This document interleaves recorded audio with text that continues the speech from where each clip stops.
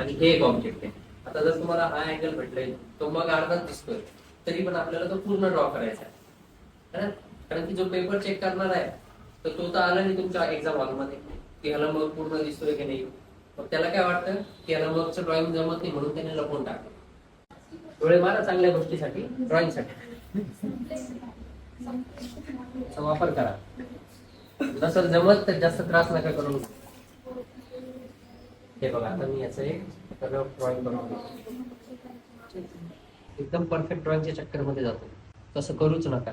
तुम्हाला जेवढं रफली ड्रॉइंग करता येईल, एकदम रफली ड्रॉइंग करा. एकावर एक लाईन्स येऊ द्या. आता इथे काय झालं, आपल्याला एक रेक्टँगल भेटला, बरोबर. रेक्टँगल भेटल्यामुळे सेंटर लाईन बघा. हा जर माझा पेपर आहे तर ह्या पेपरवर इतकं ड्रॉइंग छान वाटेल. बकेट. आता ही ग्राउंड लेवल इथे खाली आहे, बरोबर. मगची ग्राउंड लेवल थोडीशी मला वर दिसत असते. तर जसं बीचा नंबर वाढत जातो, 2B, 6B, 8B, 10B, जसा नंबर वरती वाढत जाईल बीचा, तशी पेन्सिल काय होईल, डार्क होतील तुमची. तर आपल्याला काय करायचं, मग आता आपल्याला लाईट शेडिंग करायची. लाईट पेन्सिल कोणत्या सांगा बरं यातल्या. HB, अजून 2B, बरोबर.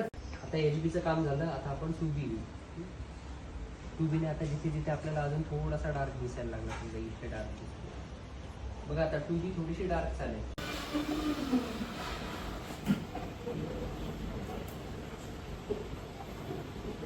मग याच्यानंतर वरची लाईन